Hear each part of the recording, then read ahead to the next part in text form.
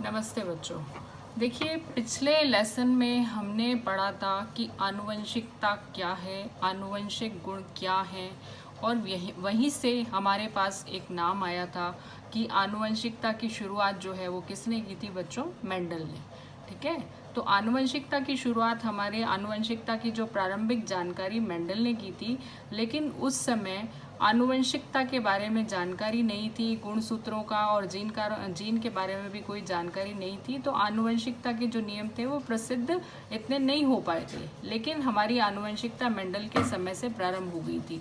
तो आज जो है हम मेंडल के नियमों के बारे में इस अध्याय में पढ़ेंगे। आज के चैप्टर में मैं आपको मेंडल के नियम बताऊंगी। मेंडल के प्रयोग मेंडल के वंशागति के नियमों के नाम से जाने जाते हैं। मेंडल ने अपने प्रयोगों के अंदर कारक शब्द का प्रयोग किया। कारक देखिए क्या था बेटा, कि उस समय जीन शब्द जो है उनकी जानकारी नहीं थी, ना गुणसूत्रों के बारे में पता था, ना जीन्स के बारे में पता था। तो जीन को जो है, जो वर्तमान में जीन कहे जाते हैं, उसको मेंडल ने कारक कहा था। क्या कहा था? कारक। कारक दैट मीन्स कि मतलब कुछ ना कुछ ऐसी चीज है जो एक पीढ़ी से गुणों को लेकर के माता पिता से संतति में जाते हैं। तो उन्होंने ऐसे जो है आपके, उनको क्या कहा था, ऐसे चीज़ों को बोला था, कारक हैं शब्द, कारक शब्द दिया जो माता पिता से संतान में गुणों को लेकर के जाते हैं, यानी आनुवंशिक गुणों के वाहक होते हैं। तो कारक शब्द जो है वो जीन के स्थान पे इस्तेमाल किया गया, लेकिन आजकल वर्तमान में जीन की जानकारी हो गई है तो हम जीन शब्द इस्तेमाल करते हैं, लेकिन उस वक्त जानकारी नहीं थी तो मेंडल ने कारक शब्द इस्तेमाल किया। और मेंडल के जो है आपके 7 जोड़ी विपर्यासी लक्षणों में से एक या एक से अधिक लक्षणों को लेकर के मेंडल ने अपने प्रयोग किए। जब एक लक्षण को लेकर के उसने प्रयोग किया, मतलब 7 में से कोई भी एक किसी कॉन्ट्रास्टिंग फैक्टर को, जैसे मान लिए लंबाई कॉन्ट्रास्टिंग फैक्टर ले लिया तो शुद्ध लंबे और शुद्ध बौने पौधों के बीच में संकरण कराया।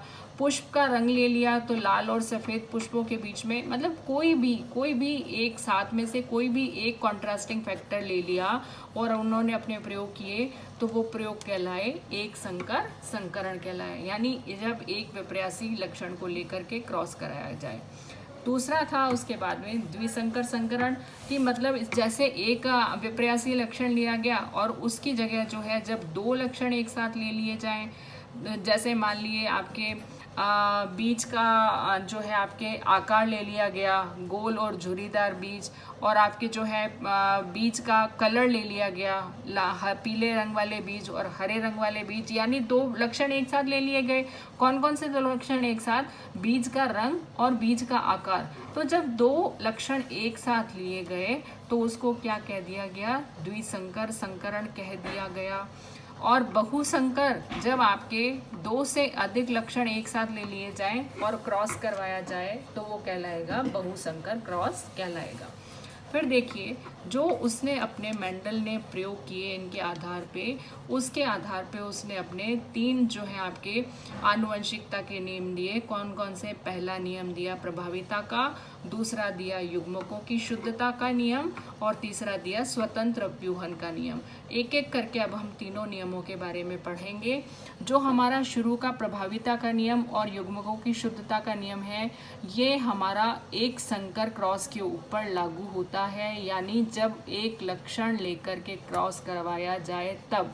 और तीसरा जो स्वतंत्र अपव्यूहन का नियम है, ये द्विसंकर क्रॉस पे लागू होता है, यानी जब कम से कम 2 लक्षण लेकर के क्रॉस करवाया जाए उस पे।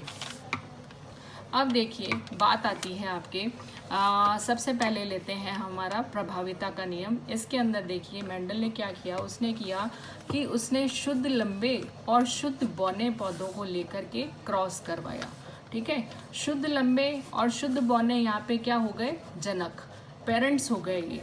तो शुद्ध लंबों के लिए लिखूंगी मैं कैपिटल टी और कैपिटल टी, टॉल से जो है कैपिटल टी, टी बड़ा ले लिया।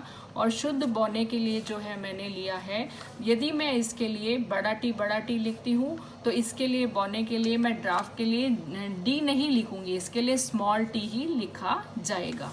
ठीक है, ये तो हो गए हमारे जनक। शुद्ध लंबे के लिए हो गए आपके बड़ा टी, क्योंकि ये जो है क्या है, ये लक्षण प्रभावी है। कैसा है बेटा, ये लक्षण प्रभावी है, इसलिए मैं इसको बड़े टी से दिखाती हूँ, और ये लक्षण जो है हमारा अप्रभावी है, तो इसको मैं छोटे टी से दिखाऊंगी। और जब जनन कराया जाता है, जनन की क्रिया करवाई जाती है, तो सबसे पहले हमारे बनते हैं युग्मक। क्या बनते हैं, युग्मक बनते हैं। तो देखिए इसके जो युग्मक हैं आपके जो है बनेंगे टी और टी, बड़ा टी, इसके बनेंगे छोटा टी। देन अब इसके बाद इनका क्रॉस होता है कि ये बड़ा टी लिया और इन दोनों से क्रमशः एक बार इससे करवाया और एक बार इससे क्रॉस करवाया, तो आपके जो संतति बनेगी F1 पीढ़ी, बड़ा टी छोटा टी, और सारे पौधे जो हैं एक ही तरह की संरचना वाले बनेंगे। और ये देखिए इसके अंदर क्या था, वो बिल्कुल आश्चर्यचकित हो गया कि जब मैंने लंबे और बौने पौधे दोनों लिए, तो F1 पीढ़ी के अंदर क्या कारण था कि उसको सारे पौधे लंबे मिले, कोई भी पौधा जो है उसको बौना प्राप्त नहीं हुआ, सारे पौधे उसको लंबे मिले। तो वो बहुत आश्चर्यचकित हुआ कि इसका क्या रीज़न है। 100% पौधे जो है उसको बौने मिले। उसने देखा कि ये गुण कहाँ छुप गया, बौनेपन का कारक कहाँ छुप गया। तो देखिए क्या हुआ, इससे उसने निष्कर्ष निकाला कि जो लक्षण प्रकट हुआ उसको उसने कह दिया प्रभावी गुण, और जो लक्षण नहीं दिखा उसको उसने कह दिया अप्रभावी गुण। तो इस यहाँ तक के उसने प्रयोग के आधार पे पहला नियम दे दिया प्रभाविता का नियम। कौन सा नियम दे दिया, प्रभाविता का नियम। प्रभाविता के नियम के अंतर्गत उसने क्या कहा, उसने कहा कि जब शुद्ध लंबे और शुद्ध बौने पौधों के मध्य संकरण करवाया जाता है, तो F1 पीढ़ी के अंदर जो गुण प्रभावी होता है वो प्रकट होता है, और जो गुण अप्रभावी होता है वो अपना प्रभाव दिखा नहीं पाता, यानी वो छुप जाता है, और इसको क्या कहा जाता है, प्रभाविता का नियम कहा जाता है। तो यहाँ हमारा बौनेपन का जो लक्षण है वो अप्रभावी है, वो छुप गया, वो लंबेपन के आगे अपना प्रभाव नहीं दिखा पाया। तो यहाँ पे लंबेपन का कारक प्रभावी हो गया और बौनेपन का कारक क्या हो गया, अप्रभावी हो गया। अब लेकिन मेंडल के दिमाग में एक बात आ रही थी कि ये क्या कारण है कि वो मैं शुद्ध लंबे और शुद्ध बौने पौधे दोनों लेकर के चला था, और मुझे संतति के रूप में 100% जो है लंबे पौधे प्राप्त हुए। तो उसने इस बात को जानने के लिए कि बौनेपन का गुण कहाँ छुप गया, अपने प्रयोग को आगे बढ़ाया।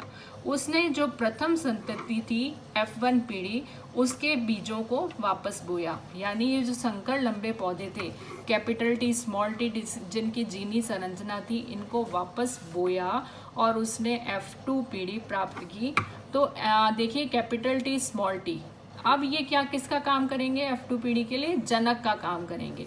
इसमें आपके शुरू ऊपर वाले प्रयोग में जिसके F1 पीढ़ी में ये संतति थे, तो F2 पीढ़ी के लिए ये जनक का काम करेंगे। अब जनक ये हैं, तो सबसे पहले इनके अंदर क्रॉस होगा, तो सबसे पहले बनेंगे युग्मक। तो युग्मक बनते समय लंबेपन और बौनेपन के कारक क्या हो जाते हैं, अलग अलग हो जाते हैं। यानी युग्मक लंबेपन का अलग बनेगा, बौनेपन का अलग बनेगा, दोनों युग्मक अलग अलग हो गए। यहाँ पे क्या है, आपके युग्मक जब बनेंगे दोनों कारक अलग अलग हुए, तो इसी को हम क्या कहते हैं कि जब आपके युग्मक बनते हैं तो दोनों कारक अलग अलग हो गए, यानी बनने वाले युग्मक लंबेपन और बौनेपन के लिए शुद्ध बने। इसी को कहते हैं युग्मकों की शुद्धता का नियम। क्या कहते हैं, युग्मकों की शुद्धता का नियम। और ये क्या था, मेंडल का दूसरा नियम था। अब देखिए यहाँ पे इनके बीच में जब क्रॉस हुआ युग्मकों के बीच में, तो ये बड़े टी का, जैसे मान लीजिए हम मान लेते हैं ये हमारे जो है नर युग्मक है और ये मादा युग्मक है, और इनका क्रॉस करवाते हैं। बड़े टी से कराएं सबसे पहले, तो दोनों कैपिटल टी आए, और फिर इस टी का इधर से कराएंगे तो कैपिटल टी स्मॉल टी, फिर इधर से इसका कराएंगे कैपिटल टी स्मॉल टी, और ये जो है स्मॉल टी। अभी तक जो मेंडल के दिमाग में बात आ रही थी कि मैं लंबे और बौने दोनों कारक लेके चला था, लेकिन मुझे जो है बौने पौधे नहीं मिले, तो यहाँ दूसरी पीढ़ी के अंदर उसको जवाब मिल गया कि जो आपके 100% उसको प्लांट्स प्राप्त हुए, उसके अंदर से 75% पौधे फिर से लंबे प्राप्त हुए और 25% पौधे बौने प्राप्त हुए। मतलब उसको दूसरी पीढ़ी के अंदर जाके बौने पौधे मिले। तो इसका मतलब ये यहाँ ये उसने निष्कर्ष निकाला कि बौनेपन का कारक जो है वो मौजूद तो था, वो कहीं ना कहीं उपस्थित था, लेकिन वो लंबेपन के उपस्थिति के कारण अपना प्रभाव नहीं दिखा पाया, वो कहीं छुप गया और दूसरी पीढ़ी में जाकर के उसने अपना प्रभाव दिखाया। तो देखिए अब ये बात आई अपने, इसको जो है इसके आधार पे उसने इसको अपना दूसरा नियम दिया, युग्मकों की शुद्धता का नियम। उसने कहा कि दूसरी पीढ़ी के अंदर जो युग्मक बनते हैं वो लंबेपन और बौनेपन के लिए शुद्ध होते हैं। तो इसको युग्मकों की शुद्धता का या फिर जो है इसका दूसरा नाम है पृथक्करण का नियम, कि जो है लंबेपन और बौनेपन के कारक अलग अलग हो जाते हैं, तो इसको पृथक्करण का नियम भी कहा जाता है। अब देखिए इसके जो है अपन अनुपात देखें तो ये पौधा लंबा है, यहाँ पे बड़ा टी स्मॉल टी है, दोनों टी हैं। तो आपके जो है जब तक बड़ा टी मौजूद होगा छोटा ये बौनेपन का कारक अपना प्रभाव नहीं दिखाएगा, तो ये पौधा भी कैसा है, लंबा। अब ये भी जब आपका जो है लंबेपन का कारक मौजूद है तो बौनेपन का होते हुए भी जो है बौनेपन का अपना प्रभाव नहीं दिखेगा, यानी ये पौधा भी क्या है, लंबा। तो बाहर से लक्षण देखे जाए तो ये भी पौधा लंबा है, ये भी लंबा है, ये भी लंबा, यानी 3 पौधे लंबे हैं, 75% पौधे लंबे और सिर्फ हमारा एक पौधा क्या है, बौना। तो अनुपात देखिए निकाला जाए तो अनुपात देखिए इसका समलक्षणी अनुपात जो है आपके F1 पीढ़ी का तो है आपके सभी पौधे संकर लंबे हैं, और F2 पीढ़ी का समलक्षणी का मतलब क्या हुआ, बाहर से दिखने में कैसे दिखाई दे रहे हैं। तो 3 पौधे तो हमारे लंबे हैं और एक पौधा कैसा है, बौना। तो समलक्षणी अनुपात कहूँ तो मैं कहूँगी 3:1। और समजीनी अनुपात जो है यानी जीन संरचना, तो वो कहा जाए तो वो क्या है कि 1:2:1, यानी एक पौधा शुद्ध लंबा, 2 पौधे संकर लंबे और एक पौधा शुद्ध बौना। तो ये समजीनी अनुपात है हमारा F2 पीढ़ी का। तो ये तो देखिए बच्चों मैंने आपको मेंडल के 2 नियम बता दिए, कौन कौन से, प्रभाविता का नियम और पृथक्करण का नियम। अब इसके बाद में जो है इसका तीसरा नियम मैं आपको बताऊंगी, वो है इसका स्वतंत्र अपव्यूहन का नियम, जिसकी चर्चा हम अगले लेसन के अंदर अपने करेंगे। तो आज अपन यहीं तक देखते हैं, लेकिन इसके बाद में थोड़ा सा आपको ये इस बारे में डिस्कस करूंगी कि मनुष्य के अंदर जो मंदबुद्धि, मधुमेह और वर्णांधता आदि ये जो आनुवंशिक रोग होते हैं, आनुवंशिक रोग यानी एक पीढ़ी से दूसरी पीढ़ी में जाने वाले रोग, ये जो है जीन अप्रभावी होते हैं। किसके कारक होते हैं, अप्रभावी।